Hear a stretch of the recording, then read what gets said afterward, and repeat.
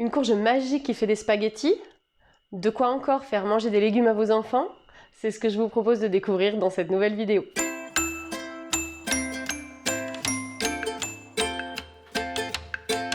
Bonjour, je suis Monique Thomas et vous êtes sur ma chaîne Saveurs et Simplicité. C'est une chaîne sur laquelle je partage avec vous des conseils et astuces pour vivre une vie plus saine, plus simple et plus heureuse. Et aujourd'hui, je vous propose une nouvelle recette, la recette de la courge spaghetti. Donc je vais vous montrer tout aujourd'hui, je vais vous montrer comment la faire cuire, comment la cuisiner et je vais vous proposer une recette. Je vais vous proposer de l'agrémenter avec de la feta et du pesto et puis des petites graines aussi. Mais si vous suivez le lien que je vous mets juste en dessous, je vous donne aussi plein d'autres idées dans mon article pour cuisiner cette courge. Voilà, sachez qu'il y a plein de techniques. Vous pouvez la faire au four, en gratin, vous pouvez la faire en poêlée comme on va faire aujourd'hui. Et il y a plein d'idées aussi pour varier un petit peu les compositions. Donc n'hésitez pas à aller voir mon article. Vous trouverez aussi la recette en PDF pour vous guider dans cette réalisation. Et si vous ne l'avez pas encore fait, je vous invite à télécharger gratuitement mon guide pour grignoter des snacks un petit peu plus sains. Ça se passe juste en dessous de cette vidéo dans le descriptif. Pour cette recette, nous allons utiliser une courge spaghetti. Ça se présente comme ça, la courge spaghetti. Elles sont en général un petit peu allongées et un petit peu jaunes, la couleur peut varier. Alors c'est très simple, il va falloir d'abord la faire cuire. Donc vous allez devoir l'immerger dans une grande cocotte. Il faut l'immerger complètement, donc il faut que vous ayez une cocotte suffisamment grande. Si ce n'est pas le cas, il faut que vous utilisiez votre four. Pour la cuisson au four, vous avez deux solutions.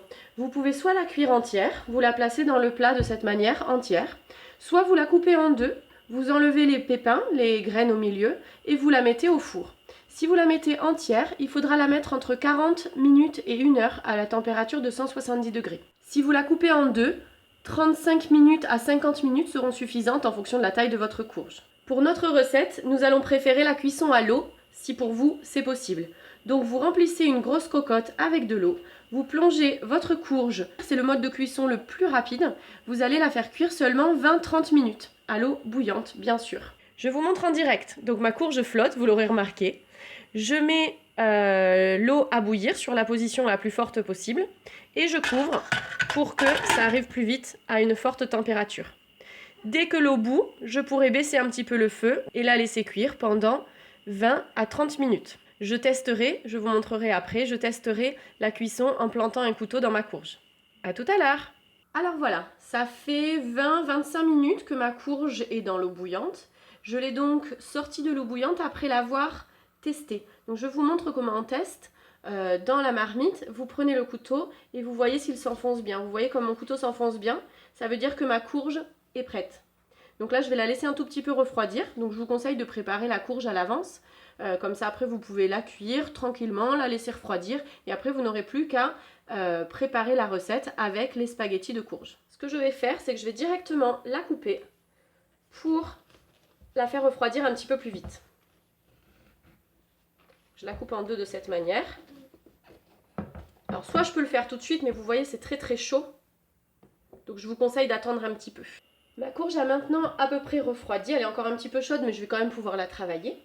Et pour cette recette, vous aurez besoin donc de votre courge spaghetti déjà cuite, de pesto ou de sauce tomate. Moi je l'aime bien avec du pesto. De graines si vous le souhaitez. Là j'ai pris un mélange de graines pour salade avec des graines de tournesol, des graines de courge et des pignons de pin. Vous pouvez également mettre des noix concassées, etc. Et moi j'ai choisi de mettre de la feta. Si vous le souhaitez, vous pouvez également rajouter des légumes comme des courgettes, des champignons. Vous pouvez même faire une petite sauce à la crème fraîche. Voilà, ce qui nous fera un repas complet et varié. Je vais commencer par faire chauffer l'huile dans ma poêle. Donc moi j'aime bien utiliser l'huile d'olive. J'en mets un petit peu pour recouvrir le fond de la poêle. C'est l'équivalent d'1 à 2 cuillères à soupe. Ensuite, je vais enlever les graines de ma courge. Et en même temps, vous le voyez, ça crée en fait des spaghettis. Donc là, je vais enlever la partie la plus jaune, la plus foncée, qui est la partie où il y a les graines. Alors, elles se sont toutes concentrées sur le côté pendant la cuisson. Et je vois déjà se dessiner les spaghettis. Vous voyez, j'utilise mes doigts aussi pour les attraper, pour être un petit peu plus efficace. C'est pour ça qu'il vaut mieux avoir attendu quand même que la courge ait refroidi un petit peu, sinon vous risquez de vous brûler. Je vais mettre la partie vraiment spaghetti claire ici de côté. Et je vais me concentrer sur le centre, le reste, qui est plus foncé et qui est la partie où il y a tous les pépins. Donc je gratte Si j'en enlève un peu plus, de toute façon, c'est pas grave. Mais je tiens vraiment à en garder le maximum pour mon plat. Encore une fois, ce sont des graines que vous pouvez récupérer et faire cuire après au four, faire griller et vous en servir pour l'apéro.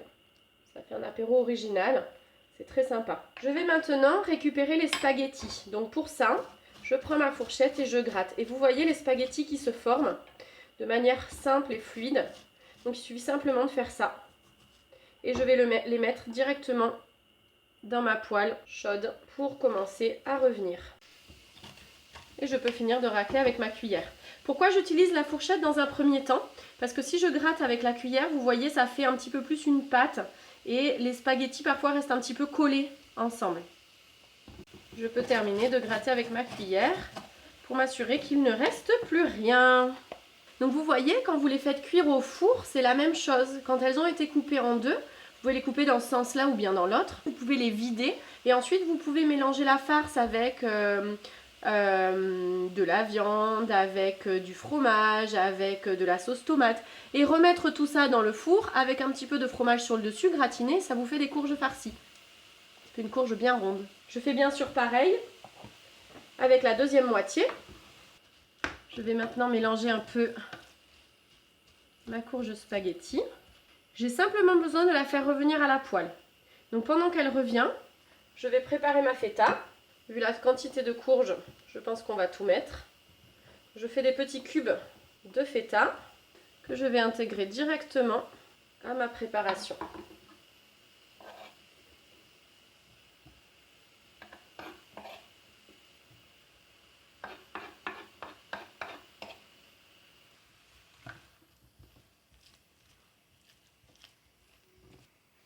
Je rajoute le pesto.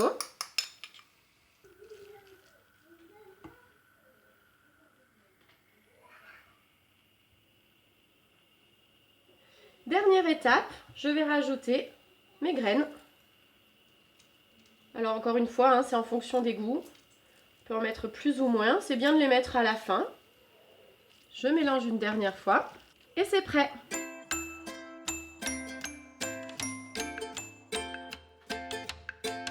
Et voilà, nous on s'est régalé. Alors ce jour-là, quand j'ai tourné cette vidéo, j'avais une amie qui était venue déjeuner. Elle a été très surprise parce qu'en fait elle connaissait pas la courge spaghetti. Donc vous voyez comme quoi c'est chouette de pouvoir partager ses découvertes avec son entourage. Je vous invite du coup à partager cette vidéo, à liker si vous avez aimé et à vous abonner bien sûr à ma chaîne. Voilà, j'espère que cette recette vous aura plu et qu'elle vous donnera envie de cuisiner cette courge spaghetti. N'hésitez pas à aller en chercher chez votre primeur ou au marché bio hein, principalement.